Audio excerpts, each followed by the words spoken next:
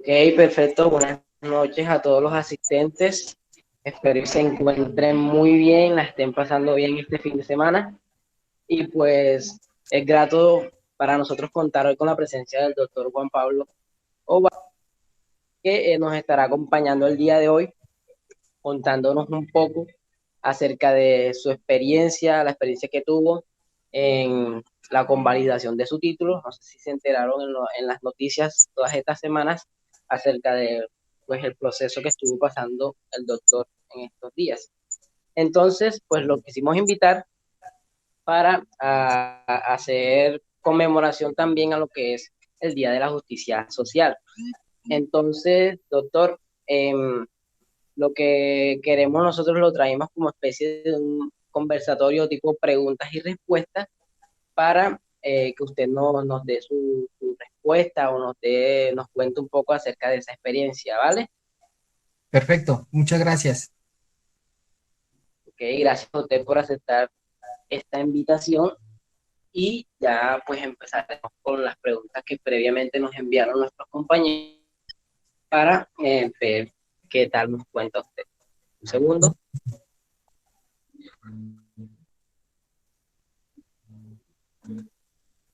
Ok, Doc. Bueno, como primera pregunta tenemos para usted por qué eligió esta carrera. Creo que a todos nos han hecho esta pregunta, y así que queremos saber usted por qué la eligió.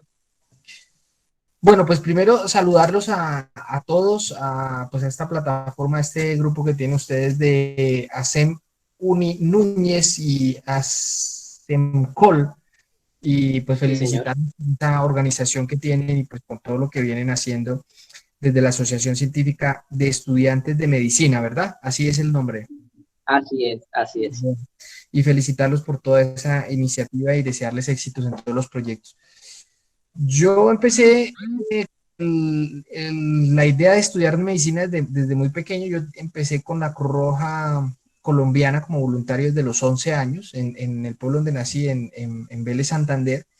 Y pues luego de eso también con una profesora en el colegio que me dictaba biología, y en octavo, noveno veía pues clases de biología con ella, pero en el área pues, de la parte de anatomía, pero sobre todo un tema que me llamó mucho la atención fue el tema de las hormonas y las glándulas, toda la parte como de endocrinología. Y como que ahí me empezó un poquito a picar más el tema de estudiar medicina, y pues así fue como me decidí a estudiar medicina. Estudié pues el colegio en Vélez, Santander, donde nací, en el Colegio Universitario de Vélez, y luego de eso vine a Tunja a estudiar medicina en la Universidad Pedagógica y Tecnológica de Colombia. Recién era una escuela pues bastante nueva, pero tenía pues mucha proyección sobre el área social, y aparte de eso pues un semestre más que el número normal de semestres de la mayoría de universidades en medicina, que son 12 en promedio, y algunas pocas como la mía tiene 13 semestres de medicina. Pues salimos con un énfasis social, aunque el título en realidad es médico cirujano, pero tiene un énfasis bastante social la universidad. Y así fue como se me dio por estudiar medicina. Ok, doctor, muchísimas gracias. Otra preguntita que tenemos para usted es, bueno, que, un segundo, además de pues la convalidación de su título, si no estoy mal, fue realizado en España, ¿cierto? Sí. Ok. Em, Además de esta convalidación del título, ¿cuál ha sido la situación más difícil que ha tenido a lo largo de su especialidad? Bueno, pues la situación más difícil prácticamente fue en España, porque resulta que pues la preparación primero del examen no es fácil. Hay que tener un estudio muy juicioso, y yo escogí, en esa época, pues escogí ir allí a España a preparar el examen. Existen varias academias donde uno se inscribe para preparar el examen. Cada academia pues tiene un costo diferente y de acuerdo a la intensidad del curso. Entonces yo me fui con una novia que tenía por esa época, y ella también se fue pues a hacer su preparación del examen. nos fuimos los dos y estuvimos allí por cerca de 6 meses en España, en Madrid, con clases intensivas todos los días. Los únicos días que no íbamos a clase eran los fines de semana. Y al final, ya sobre la fecha del curso, pues tuvimos un curso intensivo, o sea, ya de mañana y tarde, súper intensivo el curso. Y es un examen bastante complicado porque es un examen que son 250 preguntas en 5 horas.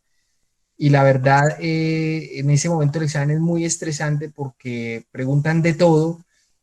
Fue el examen más largo en la historia del examen MIR, que así se llama, médico interno residente, que es digamos, como la organización de la formación médico quirúrgica o del área sanitaria en España, que está a cargo del Ministerio de Salud. No es como, bueno, el Ministerio de Sanidad allí, pero no es como aquí en Colombia, que es por universidades, ¿no? Allí está todo concentrado y la formación médico quirúrgica o del área sanitaria está dirigida y organizada por el mismo Estado, por el Ministerio de Sanidad en este caso. Entonces ese año fue un examen bastante largo, un cuadernillo el más largo que ha existido, preguntas que se demoraba uno más de un minuto en solo leerlas, un caso clínico, por ejemplo, casos clínicos súper largos, o ese año también se empezaron, si no estoy mal, fue la primera vez que se empezaron a meter imágenes dentro del examen, y también fue el año que se recibían más extranjeros en España. Entonces, digamos que la preparación del examen fue bastante difícil, pero luego de eso, el escoger el hospital, uno se va un poco a ciegas de cómo funciona allí el sistema de formación, y la verdad que fue, digamos, una dificultad que hubo era que mi visado no había salido por 90 días, y si hubiera salido por 90 días, yo hubiera podido sacar la tarjeta de estancia por estudios allí, la tarjeta, lo que llaman el número de identificación de extranjeros, que es el MIE, y mi pasaporte o mi permiso, perdón, mi visado de estudios me salió por 180 días, y con ese no podía sacar eh, esta tarjeta que necesitaba pues para poder permanecer más de los 180 días. Eso era algo como ilógico. Como me dan un visado de 90 días, perdón, me dan un visado de 180 días y no puedo estar más del año, pero si me hubieran dado un visado de 90, sí. Es cosas así súper absurdas. Y al llegar al hospital, el que me correspondió como dentro de los que yo tenía para escoger por el número del examen, me tocó un hospital que tenía todas las especialidades, un hospital bastante grande, con un área de cobertura bastante grande, pero desafortunadamente habían unos antecedentes no muy buenos en el servicio donde yo me iba a especializar, y allí tuve pues dificultades porque por desear como que hubiese una claridad en todas esas cosas que le han pasado a otros residentes, incluso han renunciado dos de ellos con los que me entrevisté. Pues ese primer año yo no estaba dentro de ese servicio, sino estaba rotando, por ejemplo, en cirugía general, y en el segundo año la mayoría de rotaciones también era fuera, por otras especialidades, pero mi preocupación era cuando llegara ya a la formación específica de cirugía de tórax. Entonces, al tratar de que fuera un poco mejor la organización de ello, ¿no? De la formación, que fuera más claro, pues me hicieron un acoso laboral, me echaron del hospital. Luego me tocó una demanda para ganar ese despido, que lo calificaran como improcedente. Cuando tuve el despido improcedente, el Ministerio de Educación, perdón, el Ministerio de Sanidad de España no me quiso reubicar en otro hospital. Tuve que demandar al Ministerio de Sanidad para que me reubicasen, y después de 2 años de esa demanda al ministerio, finalmente llegué al hospital donde terminé mi formación, felizmente y muy bien formado, y un hospital que considero que es el mejor en España para la formación de mi especialidad, porque tiene un programa de trasplante y porque tiene el grupo más destacado incluso a nivel mundial en cirugía mínimamente invasiva del tórax. Pero eso ha sido lo más difícil hasta ahora, porque fueron 3 años de esperar que se resolviera todo por temas judiciales o por vía judicial, y precisamente por eso fue que cuando ya aquí se veía todos los errores que había en el proceso de mi convalidación, yo no iba a soportar perder otros 3 años, o por lo menos perder 3 años de la posibilidad de estar aquí en Colombia. Entonces por eso tomé la decisión de hacer la huelga de hambre también.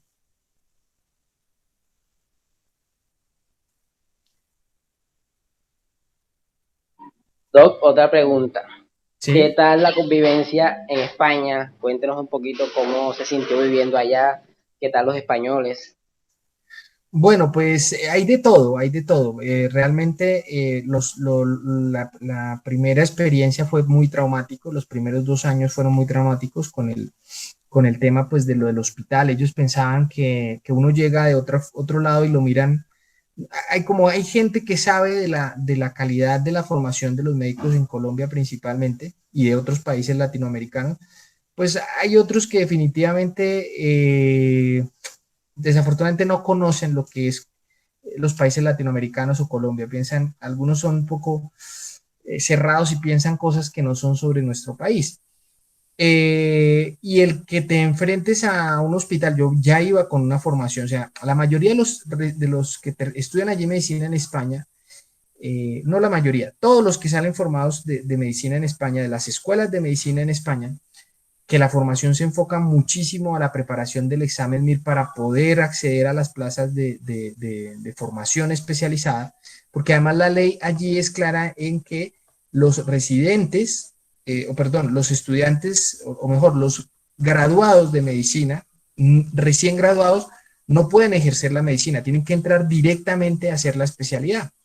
Entonces, ellos se preparan toda su carrera y con base enfocados en llegar a poder tener como un buen puntaje para poder obtener pues, la plaza que desean. Muchos no desean una plaza, pues la mejor plaza de España o la mejor plaza en Madrid. No, ellos desean, la mayoría son concentrados en pues, vivir en la zona donde viven normalmente y son muy pocos los que tienen ese interés digamos, de coger una formación o una plaza de muy alta categoría o un hospital renombrado, o se fijan desde la época del pregrado en que se fijan una meta y yo voy a formarme en el Gregorio Marañón o en el 12 de octubre o en el Puerta de Hierro de Madrid o en el Valdebrón de Barcelona, que son pues, centros muy destacados. Entre esos podríamos nombrar, España tiene unos centros espectaculares de formación. Entonces, ellos creen que uno llega de un país como Colombia y que llega con una formación. La diferencia entre los residentes de allá de España con respecto a nosotros es que nosotros normalmente ya hemos trabajado acá unos años, hemos hecho el rural, hemos atendido partos, hemos trabajado en médicos generales, en mi caso en los últimos 2 años trabajé ayudantía quirúrgica, entonces ya llevamos un nivel de formación muy alto. Ellos en la parte práctica no son tan buenos en el momento de empezar la residencia, ¿sí? Casi que durante la residencia aprenden esa parte práctica porque la formación en España es muy teórica, aunque sí tienen rotaciones en hospitales y demás, el contacto con los pacientes es muy poco, es totalmente diferente que la formación aquí que es muy práctica.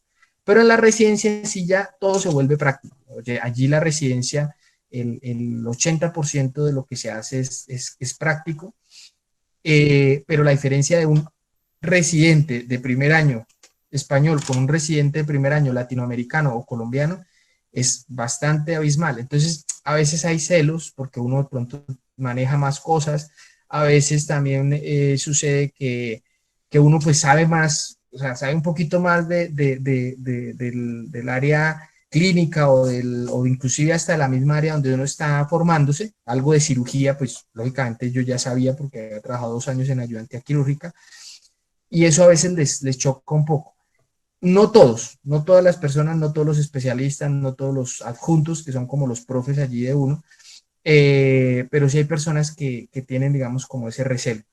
Y pues para mí el trato los 2 primeros años fue fatal, fatal porque pues al mismo tiempo de desear que hubiese claridad en el servicio donde yo me iba a formar en adelante, después de terminar esas rotaciones iniciales, porque el antecedente era que los residentes que habían estado habían renunciado siempre al momento de que llegaban al servicio, o sea, al segundo año de residencia renunciaban porque veían que no había una organización adecuada, había mal ambiente en el servicio.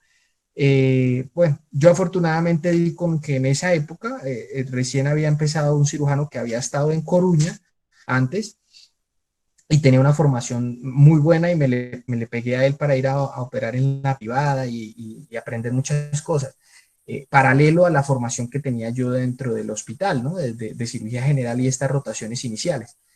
Entonces no les cayó muy bien que yo, pues digamos, como que solicitara una auditoría docente, que es una figura que aparece allí entre la formación de las unidades docentes y que le corresponde al Ministerio de Sanidad de España realizar.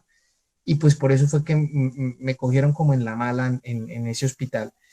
Pero luego al llegar a Vigo, pues también ellos tenían sus prevenciones, tenían mala información. Al ser la misma comunidad autónoma de Galicia, yo pasé del Hospital Universitario de Vigo, que ya no existe, ese hospital se acabó porque era un hospital que la infraestructura pues ya tenía sus años y luego lo pasaron a otro hospital totalmente nuevo que se llama el Hospital Álvaro Cunqueiro, o sea, las mismas personas, los mismos servicios, pero en otro hospital. Y en el hospital de Coruña, al haberme hecho tan mala prensa, porque Coruña está dentro de la misma comunidad, como les digo, la misma comunidad autónoma de Galicia, pues se conocen los cirujanos de tórax unos con otros, porque pues en proporciones de todas las demás especialidades, pues son una de las especialidades que menos especialistas tiene. Y sin embargo, eso fue pues bastante, digamos, bonito porque ellos me abrieron las puertas, tenían sus temores de que de pronto venía ¿no? Y la verdad, al mes estaba todo aclarado, esta gente era normal, ya era más normal de lo que había pasado con los otros en el otro hospital. Y pues realmente solamente tengo agradecimiento con ellos, amistad con todos ellos, un apoyo incondicional y la formación fue excelente, la verdad.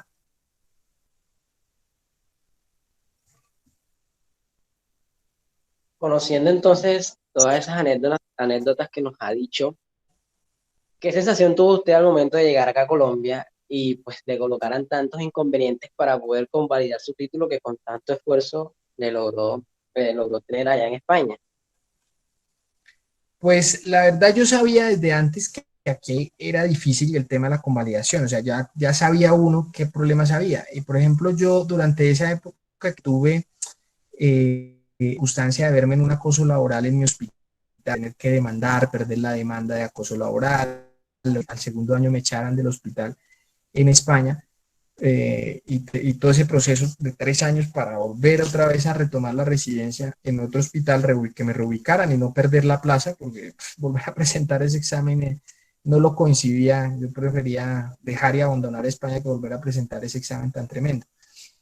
Pero, pues, al saber eso, por ejemplo, o sea, cuando les quería contar un poco antes de la pregunta en conciso para como encadenar dos cosas, es que cuando yo me sentía ya acosado, yo vi que estaba uno solo, que uno de extranjero la pasa muy mal allí cuando hay una situación difícil, porque pues no estaba con mi familia, vivía solo, pues el grupo social o de amigos es muy reducido, el hecho de que tú te atrevas a quejarte de algo, pues ya te señalan, te miran feo, y más cuando no es tu país. Entonces, en ese sentido, lo que yo hice fue mirar qué posibilidades había de, de, de organizar una asociación de médicos internos residentes, o sea, los MIR, una asociación de MIR extranjeros que luchase por los mismos derechos que estaban siendo vulnerados, por ejemplo, el hecho de tener un estatus migratorio que no debería ser, que a día de hoy todavía tiene un estatus migratorio de estudiante, cuando nosotros tenemos un contrato de trabajo y deberíamos tener un estatus de permiso de trabajo, y de residencia y trabajo, pero no.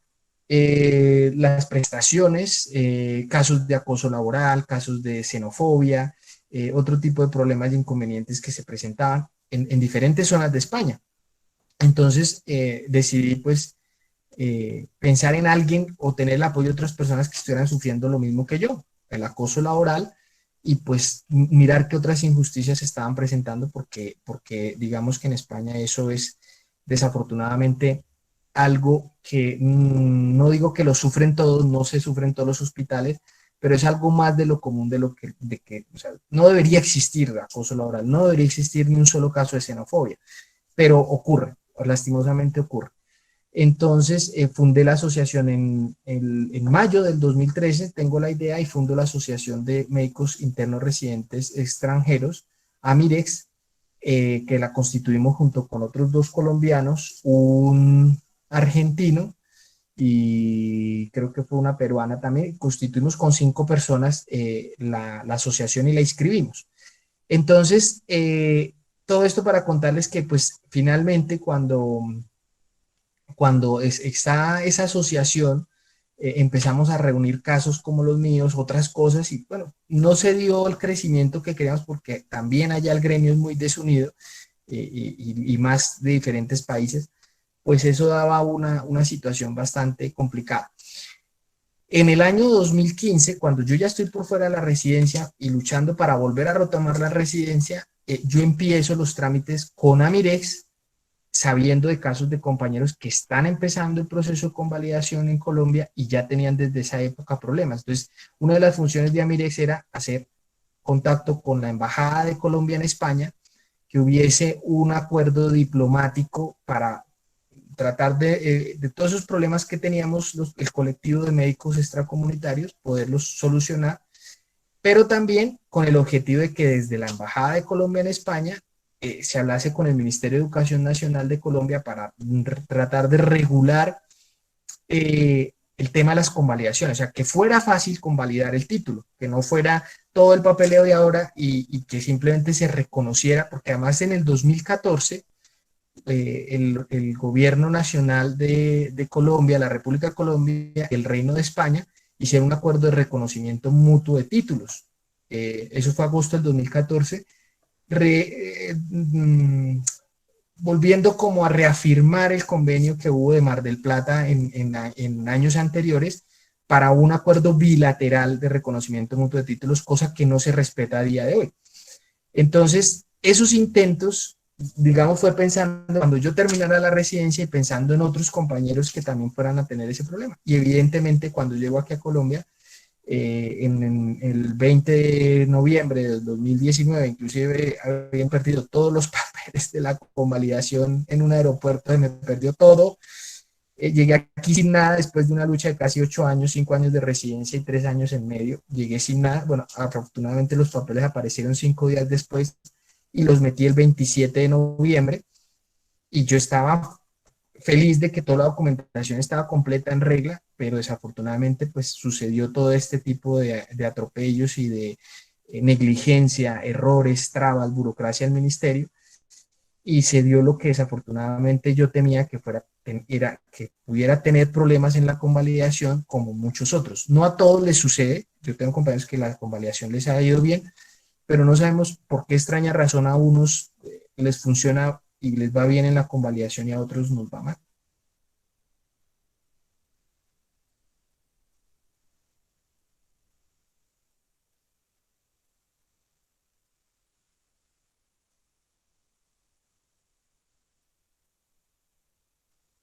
Jorge, estás con el micrófono cerrado, no sé si me están escuchando. Aquí estoy. Vale. Aquí estoy. Bueno, Doc, otra preguntita es ¿qué lo motivó a usted a hacer esa huelga de hambre y pues por qué tomó esa decisión, cómo la hizo y cuántos días desde que empezó esa huelga se tardó algún pues agente o alguna persona del ministerio en atenderlo o en llegar a donde estaba usted para ver cuáles eran sus exigencias o sus inquietudes? Bueno, pues yo empecé, como te dije, voy a contar un poco muy resumido cómo fue el proceso de la convalidación. Yo metí los papeles a la plataforma del Ministerio de Educación Nacional el 27 de noviembre, luego de pagar casi 700.000 pesos que cobra el ministerio por ese trámite. Luego de sacar un documento que valió, no me acuerdo ahorita, 80.000, 100.000 pesos de un documento que piden de movimientos de migratorios, es decir, para constatar que en realidad, si yo estaba en España y no que andaba por ahí en otro país o estaba haciendo una residencia por internet o no sé qué más cosas. Y después de tener toda esa documentación, ellos tenían que en 15 días darme una respuesta de lo que llaman como la parte de legalidad documental, es decir, revisar que todos los documentos estuvieran perfectos, pero no lo hicieron a los 15 días. Lastimosamente yo no sabía bien, no me conocía bien la resolución y no tuve en cuenta eso al inicio y solo hasta marzo 24, es decir, 4 meses después, me llega una solicitud de supuesta complementación o cumplimentación de documentos y voy a revisar y efectivamente no faltaba nada. O sea, desde ahí ya empecé a ver problemas porque cuando lo que me piden, yo miro lo que había mandado y efectivamente lo que me estaban pidiendo de nuevo, yo ya lo había enviado. Entonces volví y lo reenvié. Luego de eso, en el proceso de convalidación tiene que pasar, después de que verifican que todo está en orden y al haberlo reenviado, se supone que estaba todo en orden, lo mandan a la sala de la CONACES, que se suponía que eran pares académicos, pero que no son pares académicos, son expertos de diferentes áreas y a mí me tocó, cosa que me enteré fue tiempo después, me evaluó, siendo yo especialista en cirugía torácica y con formación en trasplante pulmonar, me evaluó un odontólogo, un bacteriólogo y un médico nutricionista.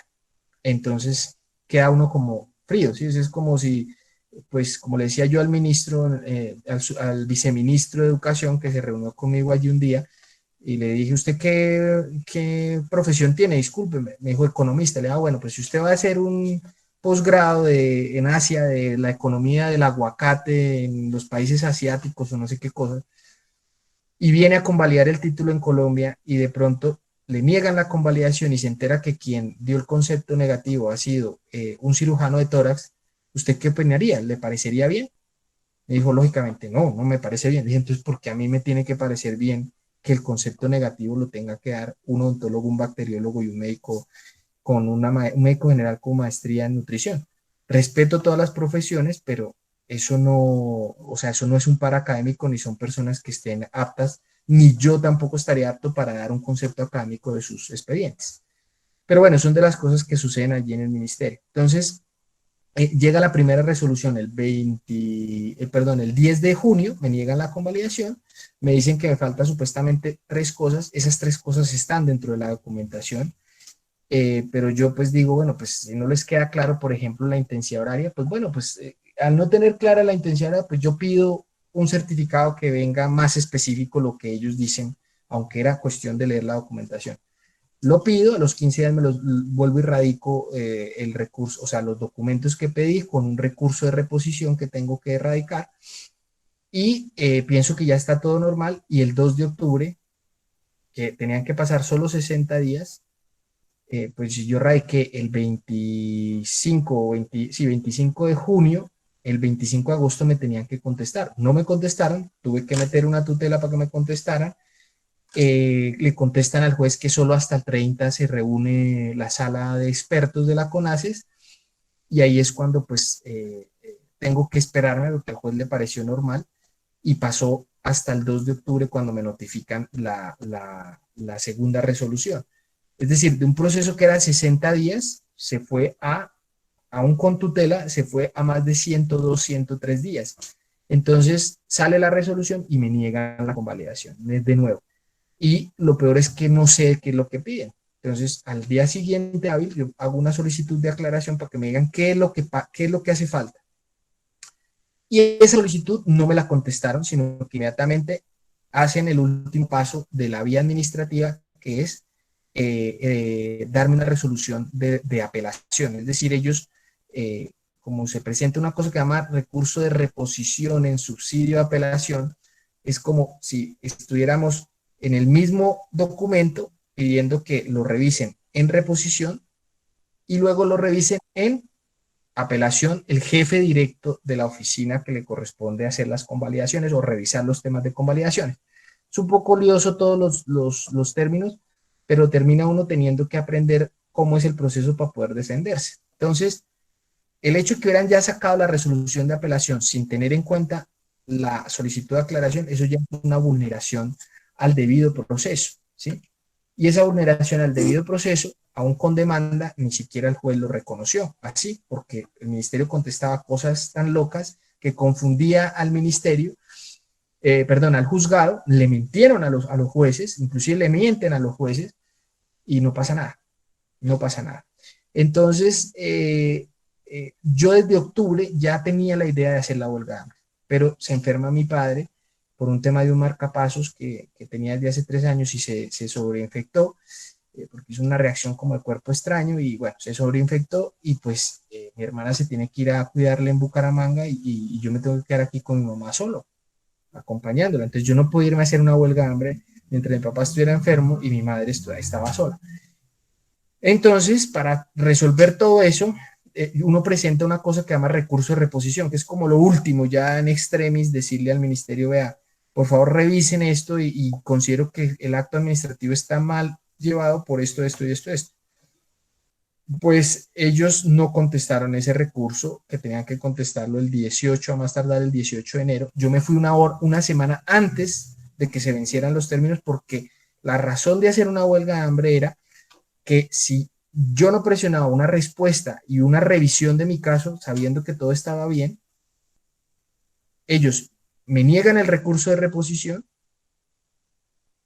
y me condenan a tener que meter una demanda por vía judicial ordinaria que tardaría hasta 3 o 4 años en el mejor de los casos en resolverse, que es lo que pasa con muchos compañeros ahora en este momento, que ellos ya están desde hace 3 o 4 años teniendo que meter para que les reconocieran la convalidación, meter esa demanda por vía ordinaria en contencioso administrativo y aguantarse 3 o 4 años hasta que los jueces resuelvan. Pues yo como ya viví fuera 8 años, entre una y otras cosas 8 años, incluso más tiempo, eh, y yo quería quedarme aquí en Colombia y tenía un proyecto aquí en Colombia y no quería estar más lejos de mi familia, yo dije, o hago la huelga de hambre y les presiono a que revisen mi caso, o ellos van a sacar una resolución en contra me exponen ya a la hora que ellos ya cierren la vía administrativa negándome el recurso de reposición, perdón, sí, el recurso de reposición no, sino la revocatoria directa. Yo no, ahí no puedo hacer nada. A la hora que eso se vaya a juzgado, ahí ni huelga de hambre ni nada. Entonces, por eso tomé la decisión de hacer la huelga de hambre. Llego allí en plan de poder dialogar, nos atienden el mismo día, una reunión súper absurda, ni siquiera nos dejaron entrar al ministerio, en la calle, el rayo del sol, con unas mesas y unas sillas o al perros, o sea, en la calle, realmente una falta de atención y de respeto de todo, un solazo que hizo esa tarde. No se llega a ningún acuerdo, me dicen que les demuestro yo, tengo las grabaciones que algún día las vamos a sacar para redes sociales para que se den cuenta ustedes. Les explico yo todo a ellos y ellos ni siquiera se inmutan, no pueden controvertirme nada. Y aparte de eso, el jefe de jurídica, incluso delante de la directora de calidad, que era como la de mayor jerarquía en esa reunión, acepta que me pide disculpas, me dice que en nombre de la oficina jurídica y me dicen que cómo sé tanto de todo el proceso. Pues porque me ha tocado, me ha tocado en España un proceso similar, me tocó aquí lucharla, entonces, bueno. Y el día siguiente, el miércoles 13, yo les presento una propuesta de cómo conciliar, ellos no la aceptan en dos sentidos. En un sentido era que se tenía que abrir una mesa de diálogo para todos los convalidantes, no que se resolviera mi caso, sino para todos los convalidantes. No lo aceptaron. Y el último punto era innegociable, que era que ellos tenían que salir a reconocer el error de lo que habían hecho conmigo, porque si no la gente iba a decir que a mí me convalidaron por hacer una huelga de hambre. Y de ahí en adelante empieza todo el traspié de pedir documentación a España, como intentando agotarme, sabiendo que si se pide una documentación a España por vía diplomática, la burocracia, no hay nada peor que la burocracia colombiana unida a la burocracia española. Eso ya es, o sea, como si tuviera uno dos cánceres y dos cánceres fatales, o sea, eso es mortal. Entonces, finalmente, el día 14, yo me declaro huelga de hambre sobre las 7 de la noche y al día siguiente, sin saberlo y sin que ellos me comentaran nada, pues por la falta de atención de ellos y de que se rompieron las negociaciones, pues yo me declaré en huelga de hambre, pero el día 15, sin saberlo, ellos ya habían planteado iniciar un trámite por vía diplomática, una estrategia sucia de intentar buscar un documento que nunca les llegó ni les iba a llegar, pero ellos pensaban que podían tener la suerte de que el hospital mandase algo diferente y decir, ah, mire, es que usted no entregó este documento. Y en un desgaste tremendo, porque ellos pudieron, se pidió una reunión para poder levantar la huelga de hambre o no llegar hasta allá, pero ellos no la aceptaron sino hasta el lunes 18. Entonces, habiendo ya empezado un trámite el 15, sin que a mí me lo contaran, lo que están haciendo es utilizar un fin de semana donde no trabajan y hasta el día 18 nos reunimos. Una reunión del 18 que fue exactamente igual y peor, también están las grabaciones, unas barbaridades. Esta gente no sabe ni distinguir entre un médico cirujano y un cirujano. Ellos piensan que un médico cirujano, que es el médico general, es igual que un cirujano. O sea, pretendían que yo les creyera que mi expediente lo había calificado un cirujano. O sea, unas cosas, pero súper absurdas. Ellos no saben, el manejo de las convalidaciones en Colombia está siendo eh, supervisado, procesado, manejado por gente totalmente ignorante en ese tema. Eso no se puede permitir porque mi caso es solo uno y mi caso es un canticuentos comparado con la tragedia de gente que ha vivido 2, 3, 4, 5 años haciendo atropellados y que no saben cómo más salir de esta situación. Entonces, luego de eso, ese día la reunión terminó fatal, fatal, porque no se logró ningún acuerdo. Yo seguí en mi huelga de hambre y le exigí a la salida de la reunión que me atendiera por lo menos el viceministro, porque yo había planteado o sea, yo había planteado en algún momento no ir a esa reunión si no estaba la ministra o el viceministro, porque me parecía una tomadura de pelo. Pero bueno, finalmente accedí, considero que fue un error porque fue peor el maltrato en esa reunión que los beneficios. Y en la noche se acerca el viceministro, en la noche del 14, del 18, se acerca el viceministro, 18 de enero, tenemos una conversación donde le cuento todo. Él no quería como que le contara todo porque para él lo sabía, él decía que lo sabía, que estaba enterado. Luego de que me permite contarle todo y duro una hora contándole, con documentos en mano y explicándole, luego me dice, no, pues no estoy tan enterado del tema, no conozco el tema a profundidad. La grabación de esa reunión con el viceministro le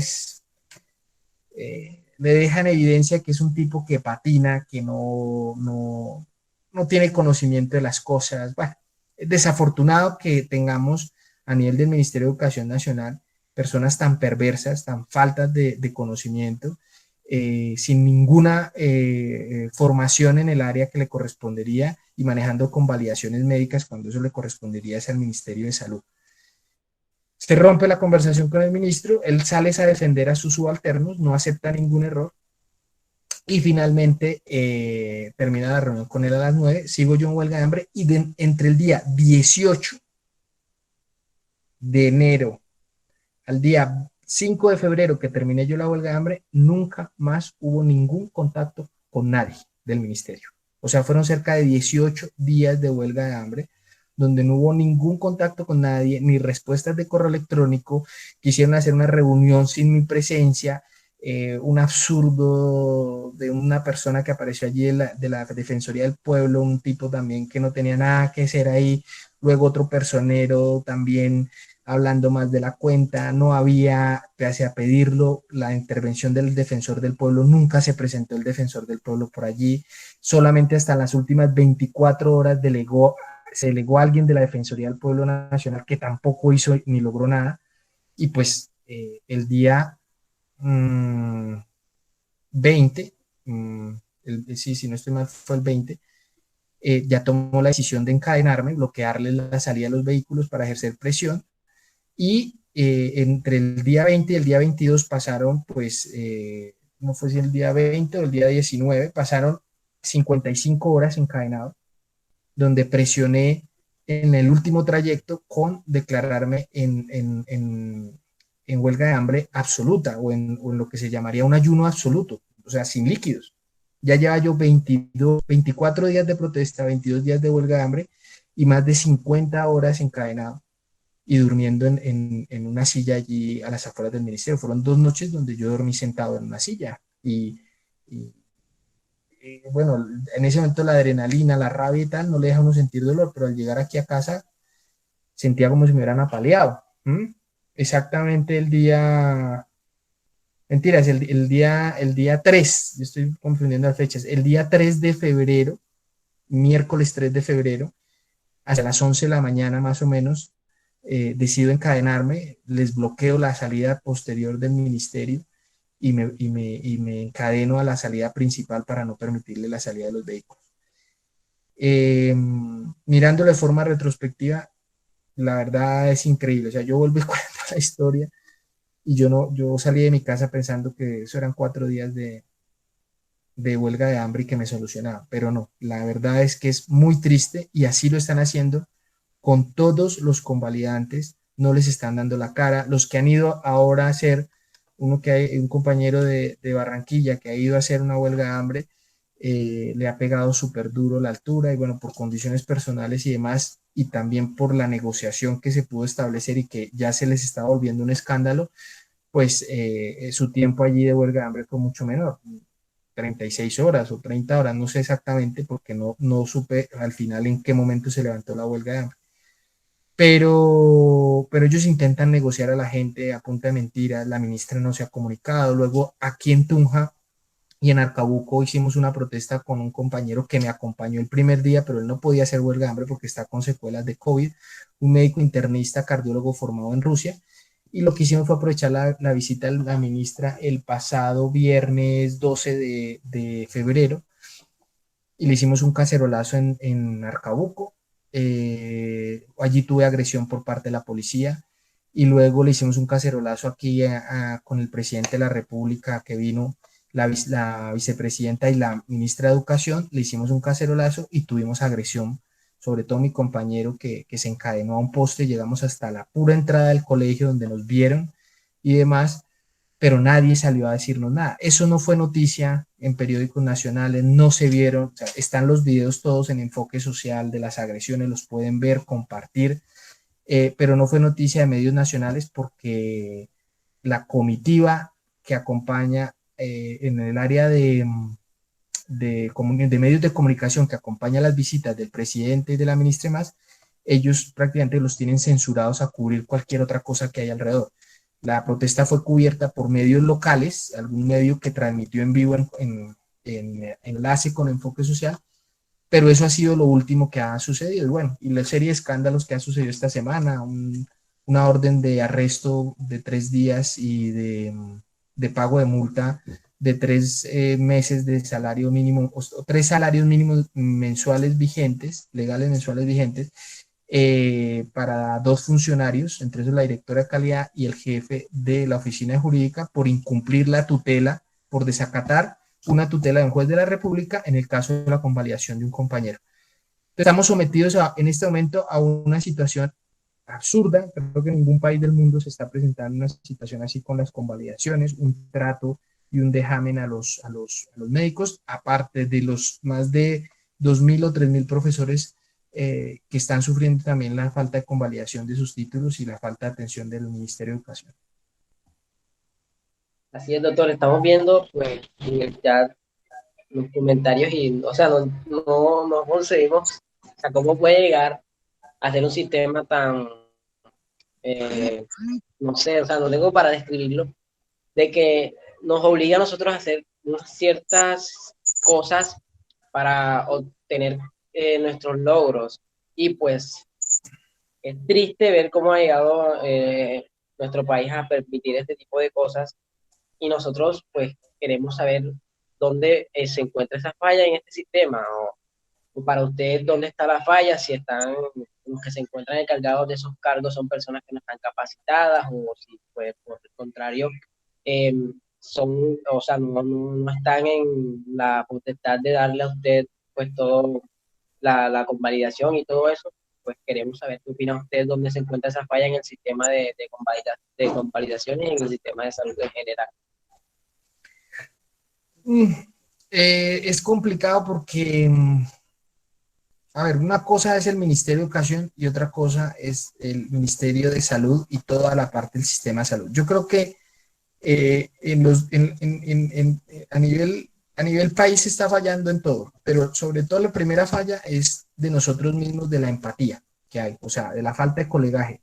Tengan en cuenta que esto de mi huelga ha tenido una repercusión o se ha visto unión, pero después de que yo he terminado la huelga, porque durante esos 20 o 22 días o 24 días, todo ese transcurso de tiempo, los apoyos de parte del gremio fueron mínimos, prácticamente inexistentes. Sí, me escribían compañeros, lo apoyo desde la distancia, ¿no? Pero yo decía, pero bueno, ¿por qué no viene alguien más aquí y al menos haga un plantón? Yo a nadie invité a llamar a decirle, oiga, venga, haga huelga de hambre, ¿no? Porque eso no, eso es una decisión muy personal, pero tampoco hubo un apoyo así fuerte. Entonces, la primera falla es de nosotros mismos como ciudadanos, como profesionales, de no tener la empatía de la situación del otro, ¿sí? Mientras yo esté bien, a mí el resto me importa. Yo puedo el viernes 5 de febrero recibir la convalidación que me la dieron de aquella forma, contaminada y demás, que ya está en marcha una tutela y va a salir muy bien, donde seguramente la van a obligar al ministerio a reconocer los errores y a limpiar mi nombre y mi imagen con toda la basura que dijeron. Pero yo ya puedo coger ese documento del 5 y olvidarme.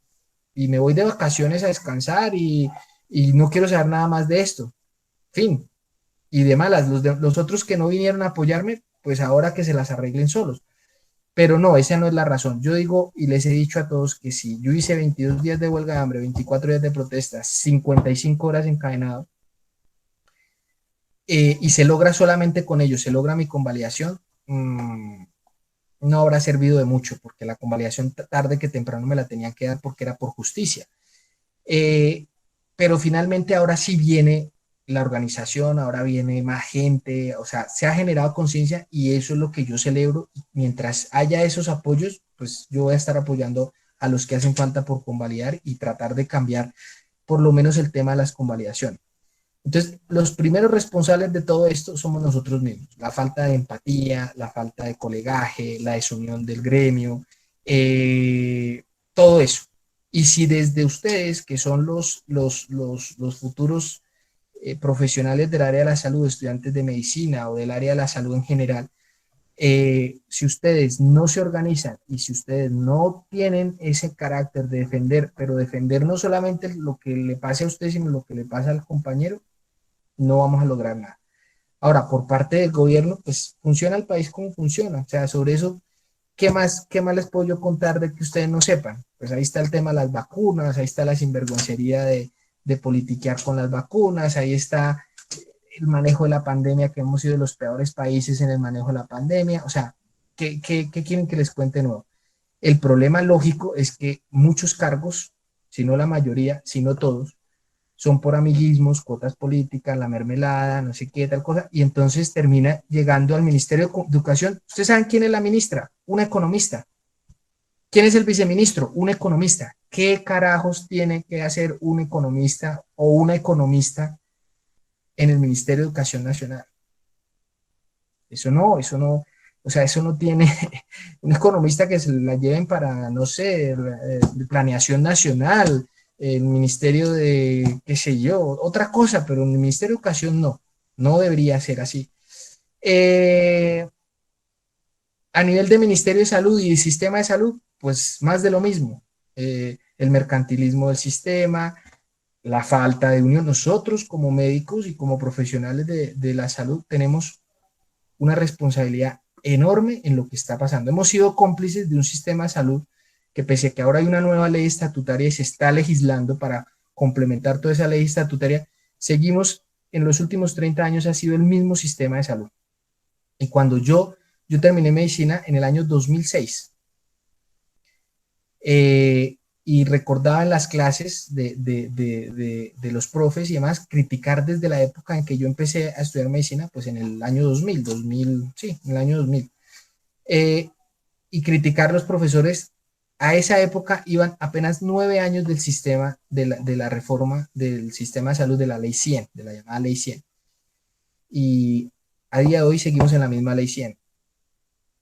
En teoría dicen que ya no, porque hay una ley estatutaria, pero es lo mismo, mientras no se termine de conformar esa ley estatutaria, pues es la ley 100, ¿no? Es el mismo sistema de salud, EPS, IPS, ARS, régimen subsidiado, régimen contributivo, prepagada, está, y todo eso ha sido secundado por los mismos profesionales de la salud, porque existe el Colegio Médico Colombiano, la Federación Médica Colombiana, asociaciones y agremiaciones que tienen montadas unas mafias para controlar el mercado de la salud, que son los quienes les interesa que no vengan especialistas de fuera, formados de fuera, porque, venga, vamos a ver, se nos daña el negocio de las universidades, de los cupos de 40, 50 millones de pesos semestre de las residencias o anuales.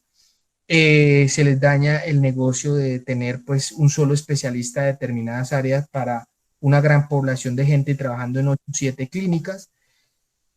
Entonces, esto es una responsabilidad, esto es una responsabilidad. El tema de la no convalidación de los títulos no solamente es una responsabilidad del Ministerio de Educación Nacional, es una responsabilidad del Ministerio de Salud, de no tener una política pública adecuada en la cobertura de salud, y también es responsabilidad de las agremiaciones médicas quienes están detrás de todo esto. No sabemos de qué forma, si un pacto implícito, sus poderes de tantos años de estar manejando la salud y las agremiaciones, pero algo hay. Pónganse ustedes a pensar que en España, que tiene prácticamente la misma población que Colombia, más o menos entre 45 y 50 millones de habitantes, con una diferencia muy grande. España es más pequeño, un territorio más pequeño, y con vías de acceso inimaginables, carreteras, aeropuertos, o sea, una cantidad de acceso que tienen los pacientes y las personas para movilizarse. En Colombia no, tenemos zonas apartadas, 3 cordilleras, el país dividido por zonas geográficas, zonas más pobres, zonas menos pobres, zonas más ricas, etcétera, etcétera, etcétera.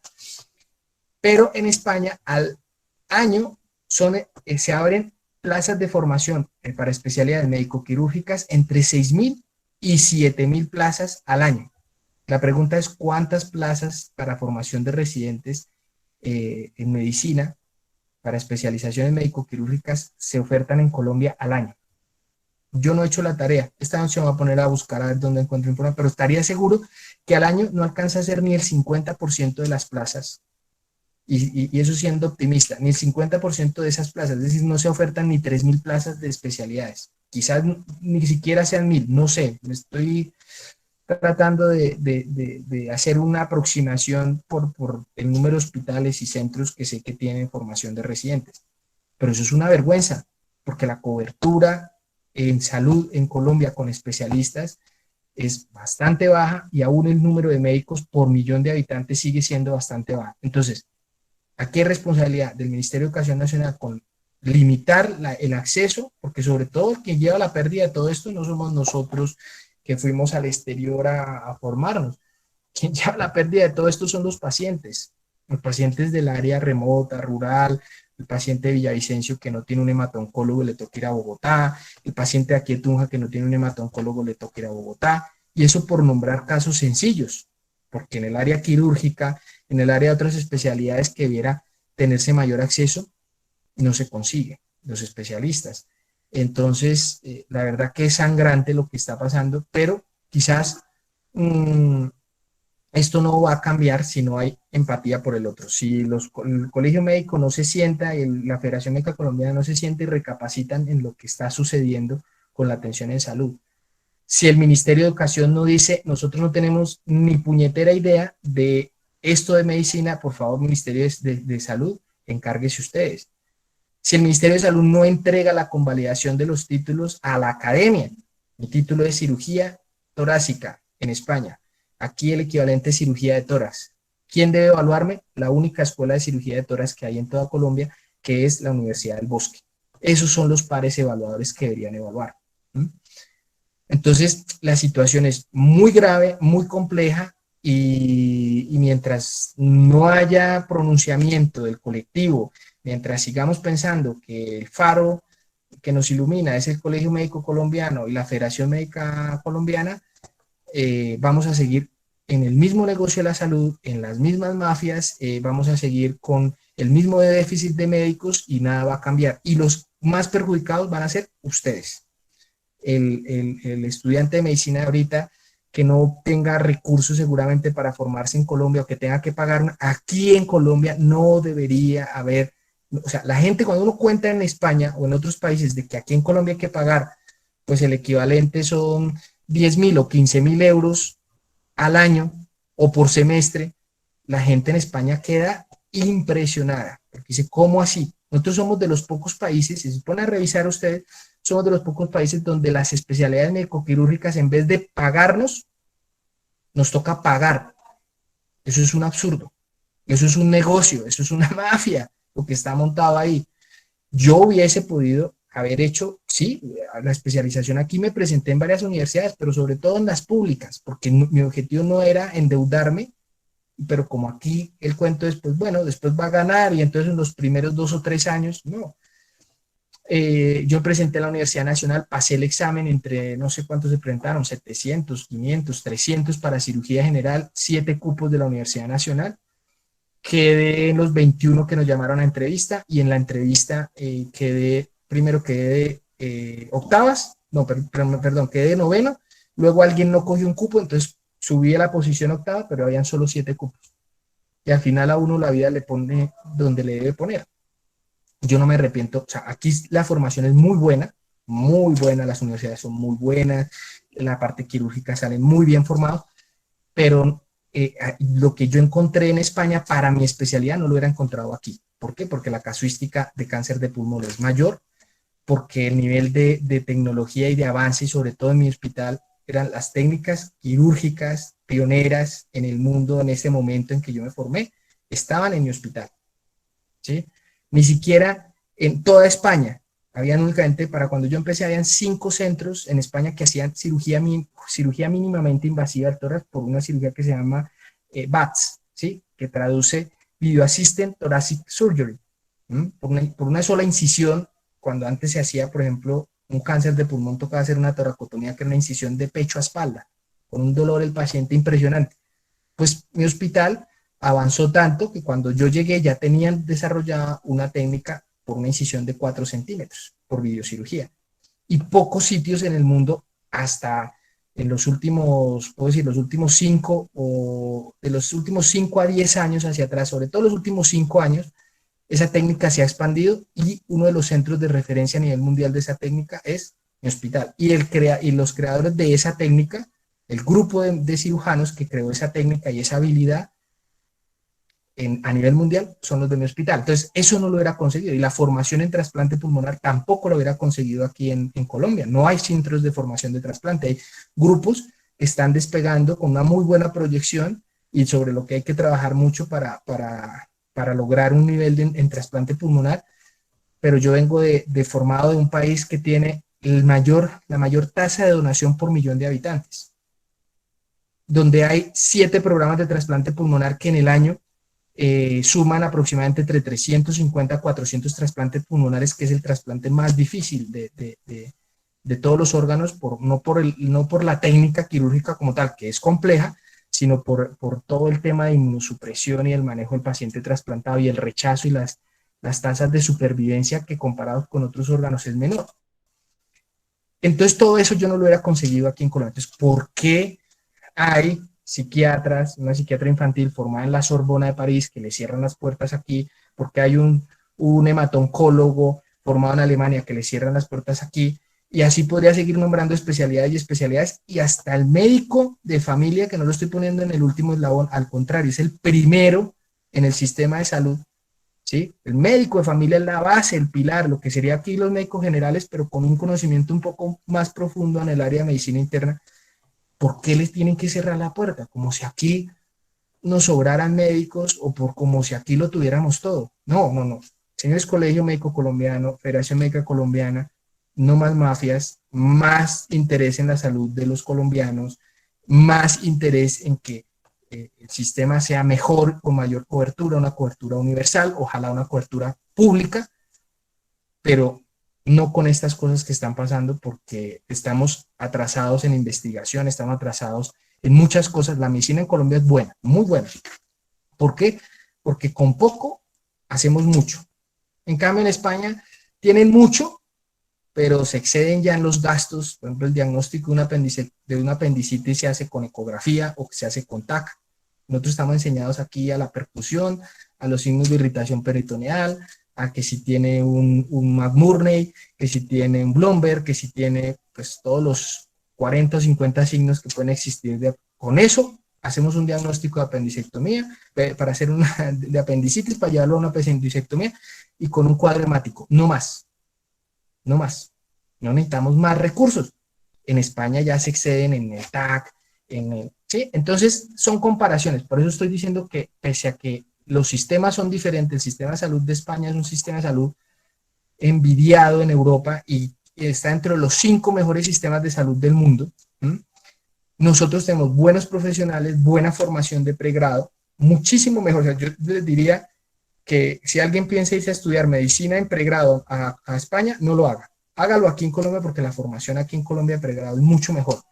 Pero ya para una especialización, y depende qué especialización y profundización de las áreas quirúrgicas o clínicas, pues ahí sí se podría pensar en tomar otro rumbo como Alemania, como España, como el mismo Argentina, Brasil, ¿no? México, ¿m? Porque el problema aquí es de egos, el problema es que pensamos que Colombia lo tiene todo, que somos autosuficientes. Ahí tengo yo desde el 2013 intentando que mi profe, el jefe del servicio, el que fundó el servicio donde yo terminé el hospital universitario de A Coruña, pionero del trasplante pulmonar, formó el primer grupo de trasplante pulmonar en Valencia, en el Hospital La Fe de Valencia en el año 91, y luego lo ficharon en la Comunidad Autónoma de Galicia para iniciar el programa de trasplante pulmonar, y él creó el trasplante pulmonar, el programa de trasplante pulmonar en el año 99, o sea, ya tenemos, en el 2019, cumplió mi hospital 20 años de trasplante pulmonar con más de 600 trasplantes pulmonares en ese espacio de tiempo, que eso es una barbaridad, eso son muchos trasplantes pulmonares.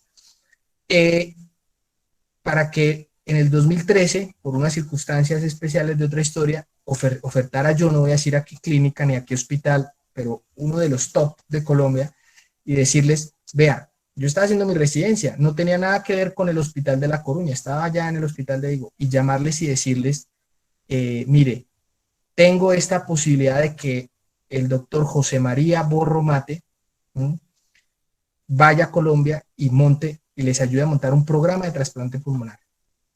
La respuesta de los especialistas fue, nosotros hemos hecho unos cursitos, no necesitamos nada más. Esa es la situación. 2003. Impresionante, doctor. 2003. Impresionante. Hoy, no voy a decir qué institución fue, pero a día de hoy, yo creo que esa institución no ha hecho ni 20 trasplantes, ni 20. Pero así somos. Entonces, yo les digo, hay que ser empáticos, yo si estoy envainado en una cirugía o tengo un caso muy difícil, yo no voy a estar allí poniendo en riesgo la vida del paciente, ni jugando la vida, como dicen, ¿cómo es? Que se juega la vida del artista, ¿no? Que está allí en plena acción no, no, no, no, o sea, yo llamo a alguien que me eche una mano y que de pronto tenga más experiencia que yo, pero no, aquí somos de un orgullo, de unos egos, de yo lo puedo todo, no, no, no, no, no, no. Yo pienso que si seguimos así como colectivo y si no nos unimos, yo les digo a mis compañeros de los convalidantes, si no nos unimos, nos hundimos. Entonces, ese yo creo que es el mensaje más importante que yo puedo compartir con todos los colegas y futuros colegas como son ustedes, que me agrada poder dirigirme a ustedes. Así es, doctor, y lo tomamos como un llamado para nosotros a eso, a de que pues seamos unidos como estudiantes, como futuros colegas, para tratar de mejorar un poquito toda esta situación y tener esa capacidad de colocarnos en los zapatos de las otras personas para saber qué están sintiendo o cómo podemos ayudar a mejorar. Y pues por último, queremos saber para usted qué es la justicia social, qué definición tiene para nosotros, cómo podemos enfocarla en nuestra profesión. Pues precisamente yo creo que toda esta historia hace parte de que muchas veces no tenemos ni justicia del Estado, ni justicia del gobierno, ni justicia de la justicia, ¿sí? Y yo consideraría, sin ponerme a haber estudiado mucho el tema sobre justicia social, porque a veces hay cosas que son por lógica, que yo creo que la justicia social tiene que ser eso, o sea, como la lucha de los colectivos, como la lucha de la reivindicación, no con violencia, no con salir a destruir CAI, no con salir a incendiar, no con salir a matar al otro, porque eso no sirve de nada. ¿Mm? Vea que hay cosas que se pueden lograr desde el hecho simple y llano de la protesta pacífica y la protesta social, pero pacífica. Tenemos derecho por el artículo 37 de la Constitución Nacional, que me lo he aprendido después de todo esto. Yo me fui a la casa sin saber cuántos días iba a pasar, ni si tenían o no derecho a echarme la policía, o si me iban a sacar de allí o no, yo no sabía. Pero luego la gente ha dicho, no, es que lo suyo no es una vía de hecho. No se le puede llamar vía de hecho porque es un derecho. En vez de ser una vía de hecho, es un derecho que lo tiene el artículo 37 de la Constitución. Diferente es que nuestro nuevo ministro de Defensa, el de la gran idea del protestódromo en Bogotá, de que tengamos un sitio donde ir a romper paredes, buses y demás allí a manera de dummies y tal, como si eso fuera, como si tuviéramos que desahogarnos y coger pues algo a golpes. No, no, el derecho a la protesta tiene que defenderse, porque si no estaríamos además que estamos en una dicta blanda, esto es una dicta blanda, el mismo gobierno tiene pues el Poder Judicial, ¿no? Bueno, el Poder Judicial no digamos en completo, pero podemos decir, tiene en sus bolsillos la Fiscalía, la Contraloría, la Defensoría del Pueblo, la Procuraduría. ¿Quién vigila a quién? Yo duré desde octubre del año pasado pidiendo y les advertí con una semana antes de empezar la huelga de hambre y decirles, por favor, intervenga, señores de la Procuraduría. Desde octubre del año pasado, a día de hoy, la Procuraduría en mi caso no ha hecho nada, ni en el caso del resto de las personas. Cuando la Procuraduría tiene una oficina que se llama Vigilancia de la Función Pública. Entonces, la justicia social tiene que ser eso, o sea, como no solamente que venga de parte del que reivindica o el que protesta o el que se hace sentir o el que los colectivos se organicen, que eso es muy importante, sino tiene que darse en que tiene que haber un equilibrio entre la acción, o sea, no una acción desmedida del gobierno, no del Estado, porque una cosa es Estado y otra cosa es gobierno, pero tiene que haber el poder público, el poder ejecutivo, el poder legislativo, todos tienen que propender porque haya, o sea, que la ciudadanía tenga lo que le corresponde por derechos, ¿sí? El tema de las vacunas es un tema muy delicado. El tema de los líderes sociales es un tema muy delicado. El tema de tantas cosas que pasan ahora otra vez retomando lo de los falsos positivos. Yo creo que la justicia social debe ser el derecho de las personas a tener una vida digna, una seguridad laboral, una seguridad social, una seguridad en salud, ¿sí? Sin tener que estarnos matando unos a otros y que sobre todo cuando las cosas no funcionen o la gente no entienda lo que esté sucediendo, pues tengamos el derecho también a la protesta, para hacerlos visibles y que las otras, y lograr la empatía de la gente, porque si no logramos con eso la empatía de las personas, estamos jodidos como país, jodidos.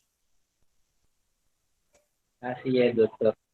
En estos momentos creo que no tenemos más preguntas como tal, pero en serio agradecerle por habernos compartido su historia Ha sido, y sí, brindar, o sea, decir que lo admiramos en realidad, porque pues, ver todo eso y que tenga ese espacio para brindarnos hoy ha sido grato para nosotros y más que todo aprender de su experiencia, doctor.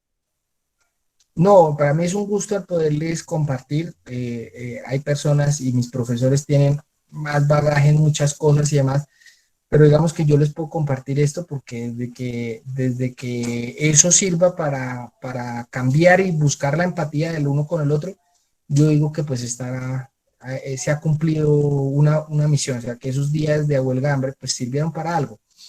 Y pues ahora digamos como tratando de encontrar trabajo, a ver qué pasa, todavía no hay trabajo y quizás por la misma situación del país donde nos encontramos, quizás pues a uno le pasa factura todo, toda acción tiene una reacción y desafortunadamente en la sociedad que estamos, pues tal vez no pueda desarrollarme profesionalmente aquí, tenga que salir del país finalmente, pero sin antes no poner en orden algunas cosas donde haya más justicia social. Doctor, de verdad, pues muchas gracias, como dijo Jorge. Esto fue una, un conversatorio muy interesante, de verdad que cuando vi su historia me conmovió tanto que yo dije, tenemos que invitarlo. Muchas Y no gracias. me arrepiento porque realmente aprendimos mucho con usted y le agradecemos. El video va a estar en el canal de YouTube para que pueda compartirlo y pueda verlo. Y de verdad, nuevamente, muchísimas gracias No, y lo a admiramos demasiado.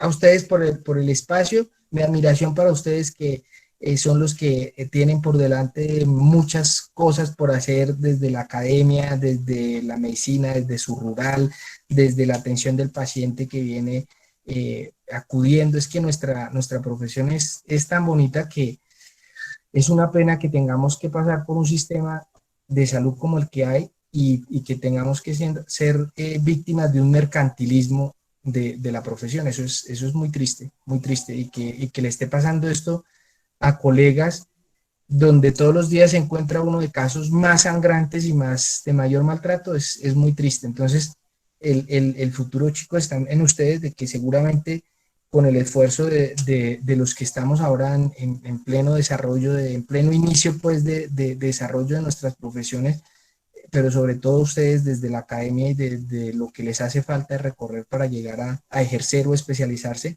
también tienen una función. Sean empáticos entre ustedes, sean empáticos con el paciente, sean empáticos con el que lo necesita. Y si eso lo hacemos a pequeña escala y lo reproducimos en nuestra familia, nuestros amigos, nuestros colegas, el del barrio, el de la tienda, nuestros hijos, pues yo creo que hay futuro. Pero mientras no seamos empáticos, esto no tiene salida. Muchas gracias a todos. Un abrazo, una feliz noche, un feliz domingo. Saludos a sus familias y espero que nos podamos ver en otra oportunidad. Así es, doctor. Muchísimas gracias. Que pase una muy bonita noche y esperamos tenerlo por acá en otra ocasión. Un abrazo desde por acá. Que la Claro que pase sí. bien. Vale, pues un saludo a todos. Gracias por escucharme y un feliz fin de semana.